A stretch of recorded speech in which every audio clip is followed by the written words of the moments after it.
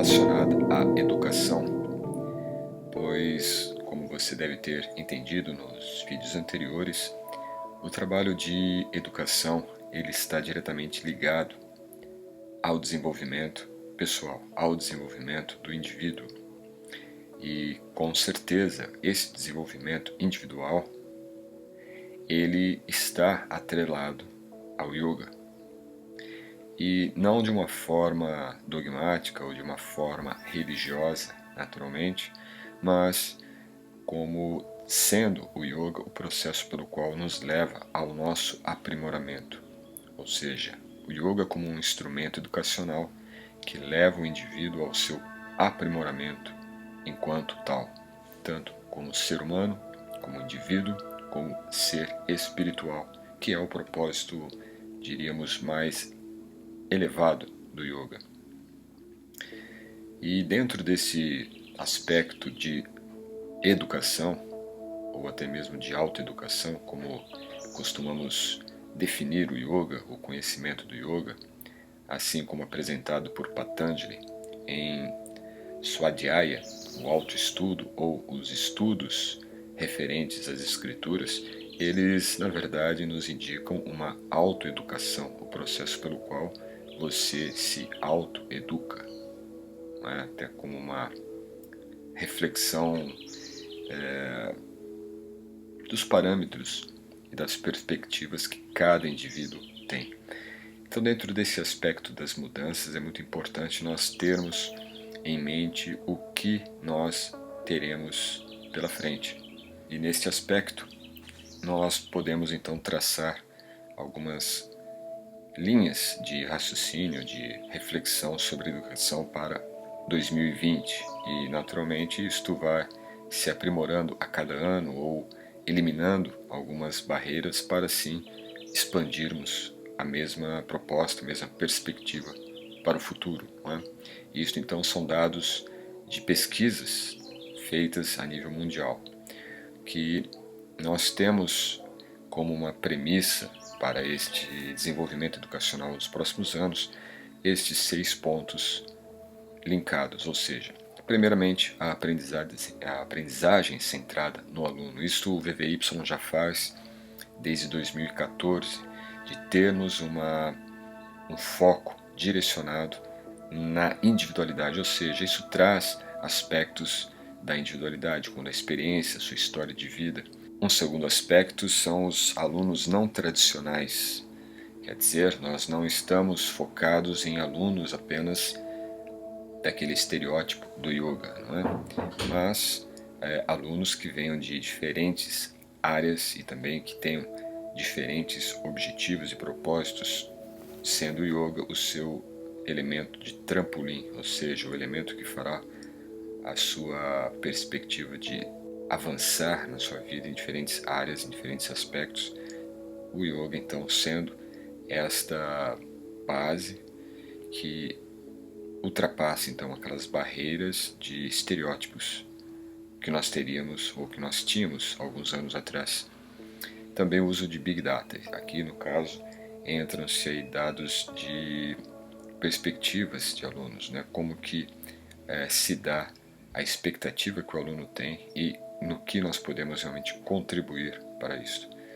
Depois temos os modelos alternativos de educação. E alternativos aqui nós podemos falar um pouco mais, não se restringe também ao estereótipo de alternativo, mas sim o conceito fundamental de educação.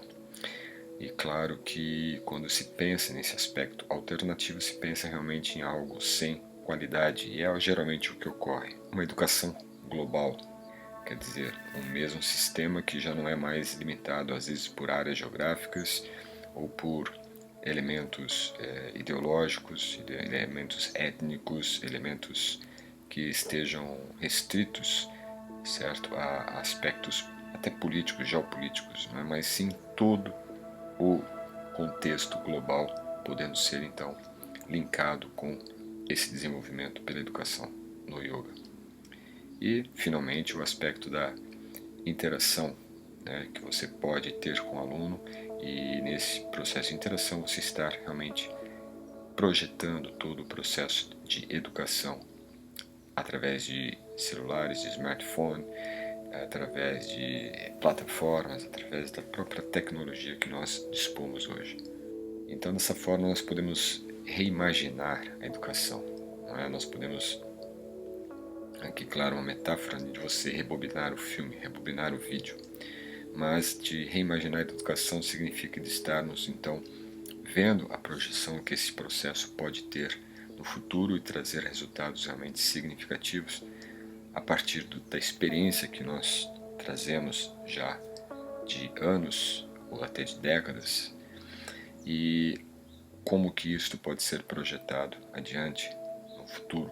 A primeira questão que nós encontramos é do acesso, o custo e o gap de habilidade, que são questões assim realmente que limitam muito do que nós poderíamos ter, certo? Não apenas do aspecto da proposta do grupo, do projeto, mas também do próprio aluno, né? Como que o aluno vai acessar, como que ele pode de repente se planejar diante dos custos e principalmente o gap de habilidade. Só voltando um pouquinho aqui ainda, esse acesso, né, o acesso ele está ligado a você poder então facilitar o acesso através de plataformas de estudos, plataformas em que você tenha todo um sistema de tecnologia facilitando isso. Então nós não teríamos mais um problema de localização geográfica, mas você teria então,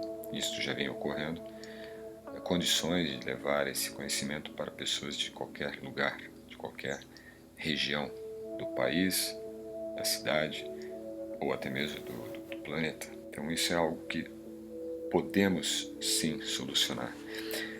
E a questão que surge, né, nesse caso é de como que então nós teríamos a ideia de formar instrutores online. E a resposta é: nós não formamos instrutores online.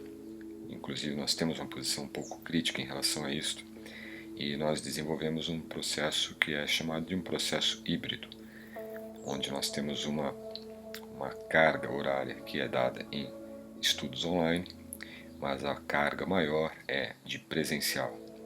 E nós temos algumas estratégias para o futuro em que mesmo o presencial ele irá extrapolar esta limitação geográfica. Não é isso, então nós estamos com a implantação para os próximos anos e naturalmente isto requer um dos elementos que é justamente o gap de habilidade que nós vamos ver logo mais. Sem dúvida se soma, né, a toda a trajetória do indivíduo, do aluno, é o primeiro problema que é encontrado pelo aluno, que é o custo. Então como que nós podemos avaliar essa diferença, né, de você ter o curso muitas vezes engajado num preço muito alto.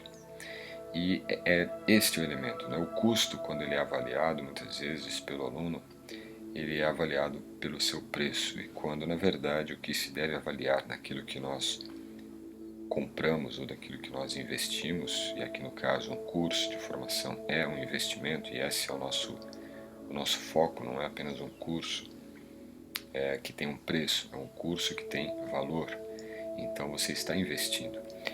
E se o aluno tem essa perspectiva de preço e não de custo ou de valor, naturalmente nós temos muitas opções. Aí sim nós colocamos mercado em que o que se oferece não tem valor, tem apenas preço. E isso dentro do aspecto de um negócio, né, que você encontra em qualquer área, em qualquer mercado, você vai ter o que é definido então como commodity. E no nosso caso nós não visamos ou não olhamos o yoga como uma commodity, porque nós não olhamos os estudantes, indivíduos como commodities, isto é, aquele que é negociável, aquilo que é então está dentro de uma barreira de preço definido então por um mercado onde que você pode baixar a qualidade do que você entrega, então você pode baixar o preço. E no nosso caso nós não vemos a qualidade destituída do valor. é justamente a qualidade que eleva o valor. E dentro do que nós temos já aí na pesquisa de dados, muitos dos instrutores que se formam em menos de 3 ou no máximo 4 anos já consegue ter retornado todo o valor que ele investiu. Uma capacitação de, ao atuar, ter este retorno. É o que é chamado então de ROI. O grande problema, este visto pela instituição, ou pelos cursos, ou pelos projetos educacionais, é justamente o gap de habilidades. E no yoga isso se torna algo extremamente mais acirrado, né? Por quê? Muitas vezes nós vamos ter pessoas que têm já habilidades, mas que estão com habilidades, diríamos, mal estruturadas ou mal desenvolvidas, né? Quando vem com aspectos de doutrinas, aspectos até mesmo dentro de parâmetros religiosos do yoga, certo? Foram de uma forma ou outra doutrinados. Então você tem uma habilidade ali distorcida. Ou um outro caso é quando a pessoa ela está completamente destituída de conhecimentos ou de habilidades no yoga.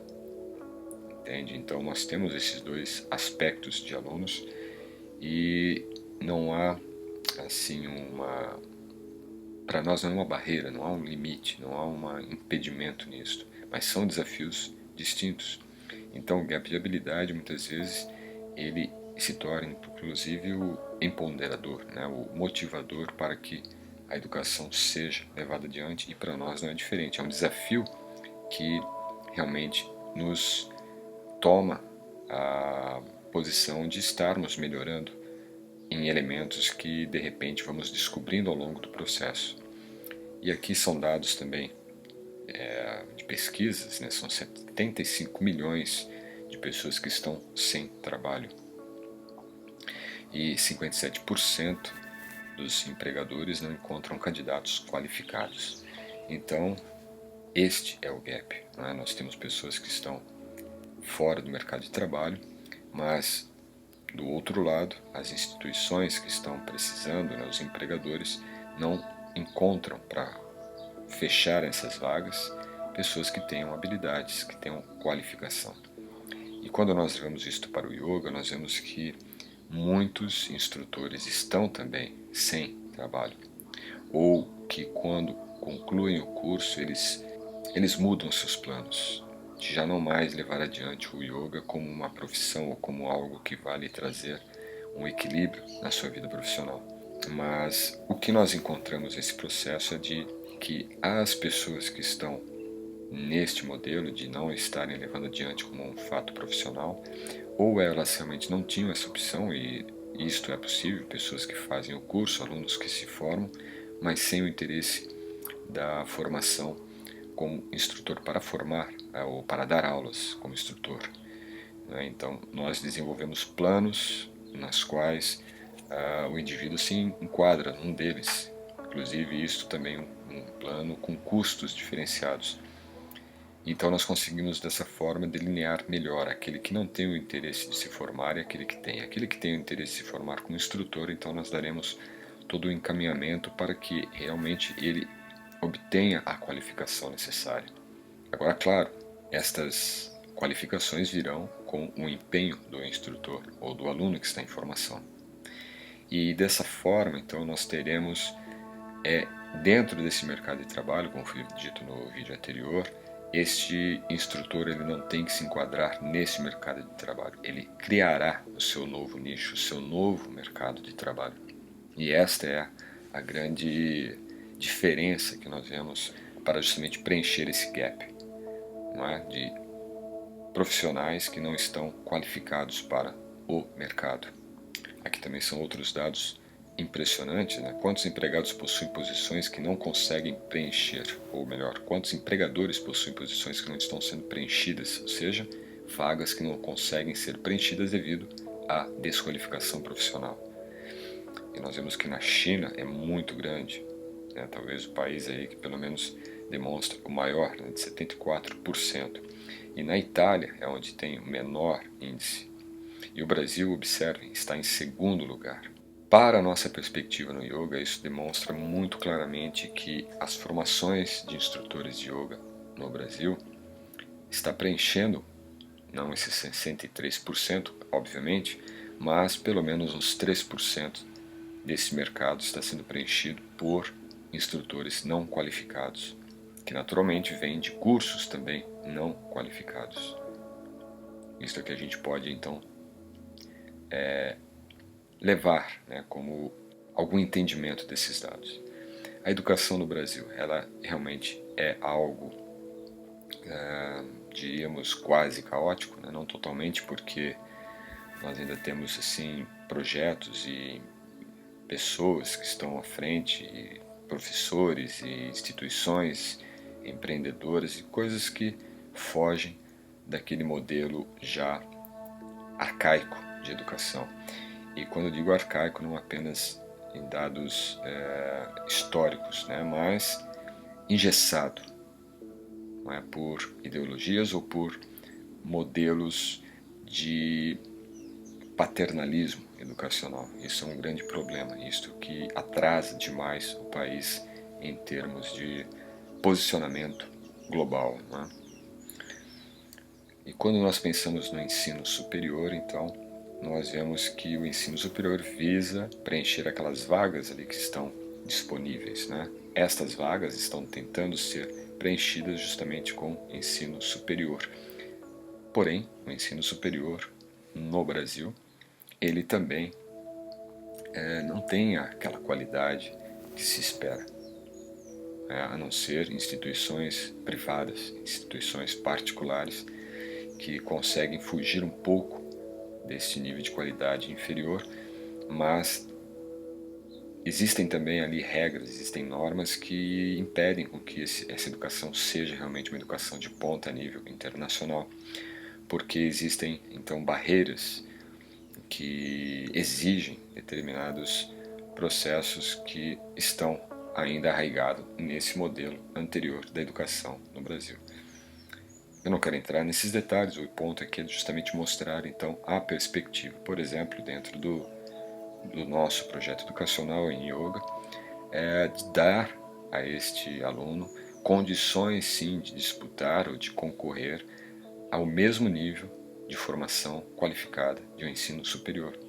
O que significa que de repente um aluno que esteja com interesse de se tornar um instrutor e ele não tem uma formação superior, um ensino superior, ele ter na sua formação condições de levar adiante, atuar num campo onde outros estejam atuando dentro da área de formação ou que tenham se formado no ensino superior, mas ele, com o seu conhecimento vindo do yoga, uma formação qualificada, possa estar ali. Por exemplo, se você está pensando em algo dentro do meio corporativo, que é algo extremamente concorrido, mas se você tem o desenvolvimento, e isso é um dos modelos que a gente trabalha e que está ligado à ideia de gestão de performance, e isso é extremamente valorizado dentro do meio corporativo. E dentro desse projeto que nós trabalhamos, esta linha de pesquisa e linha de aplicação, a gestão de performance nada mais é do que a gestão em yoga, você ter a sua autogestão, seja ela biológica, seja ela neurológica, seja ela de nível de competências, enfim, tudo isto é processo e tudo isto é uma gestão da sua performance, de como que você se sobressai diante dos desafios. E não há lugar hoje, em termos competitivos, em termos de resultados, onde ocorra maior competição do que o meio corporativo. Então é uma outra consciência que você leva para o meio corporativo e isso então cumpriria com esse papel. Claro que não é o único, mas é um deles que eu dei aqui apenas como exemplo. As tendências do ensino superior, no curto prazo, em menos de um ano, é uma sala de aula invertida, né? Você ter também a gamificação, o uso de jogos, aplicativos móveis e aprendizado online. Muitos desses elementos já estão sendo trabalhados e fazem parte. Aqui no Brasil está ainda em processo muito lento, talvez.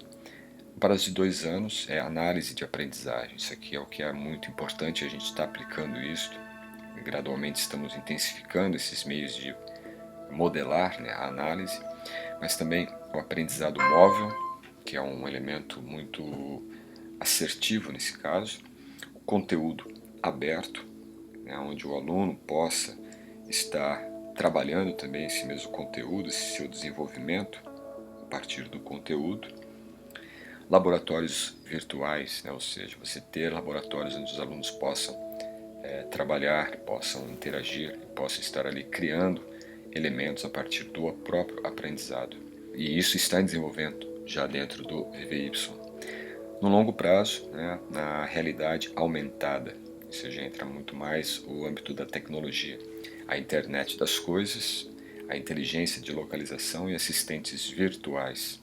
Assistentes virtuais nós já usamos, né, estamos revisando também o uso desses elementos, mas a realidade aumentada, a internet das coisas, que já existem, nós ainda não estamos usando, mas já existem elementos que podem contribuir para isso na educação do aluno, principalmente na área de anatomia, dos asanas, como também inteligência de localização, que nos dá aí, claro, uma ideia um pouco mais remota a respeito da história do yoga, de como estudar melhor a história do yoga. Então são elementos que poderão vir a trazer um rendimento e uma qualidade melhor também no ensino ao longo do tempo. Isso vai ser implantado em qualquer instituição educacional nos próximos 5 a 10 anos.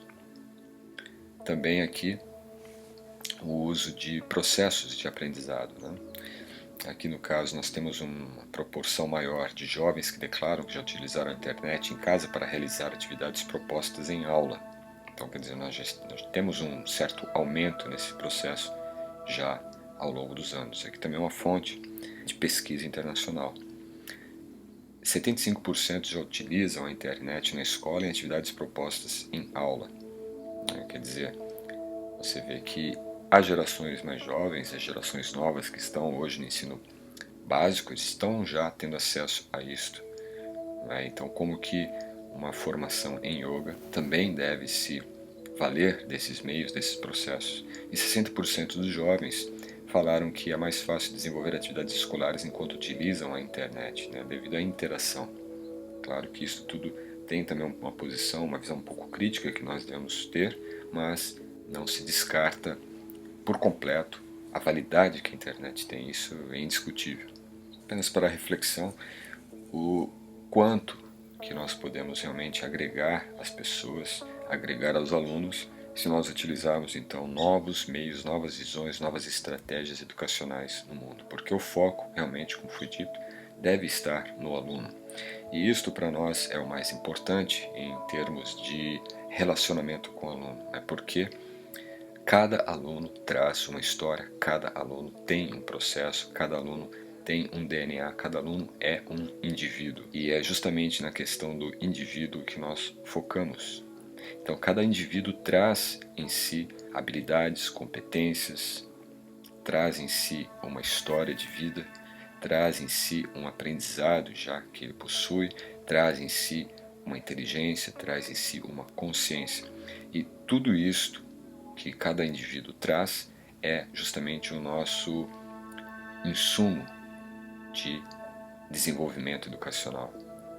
É nesta relação com cada aluno que nós então estudamos, entendemos e levamos ou aplicamos para cada aluno o seu próprio processo. É um trabalho redobrado, sem dúvida alguma, porque nós entendemos que numa sala de aula você terá alunos que terão um nível de compreensão daquele mesmo conceito diferente do outro.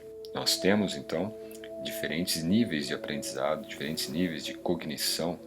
Não estou dizendo aqui em termos de QI, nada disto, mas de compreensão. Tem pessoas que compreendem melhor um conceito visualmente, outros oralmente, outros através de contato sinergético, né? Então você tem diferentes níveis de aprendizado, você tem que ter diferentes meios de acessar e otimizar o aprendizado individualizado de cada aluno.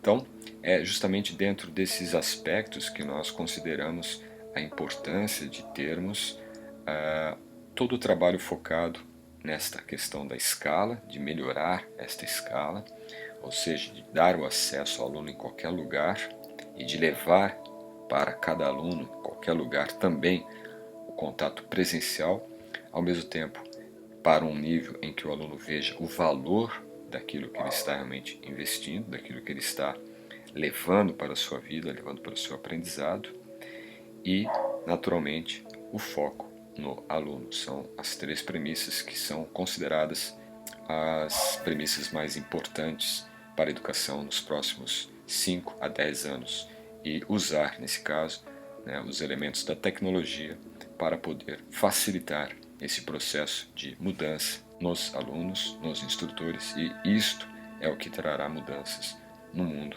de forma realmente tangível através do yoga. E isto para nós é a educação sob a luz da tradição e, naturalmente, a educação pelo yoga. Agradeço a sua atenção e até a próxima aula. Namaskar.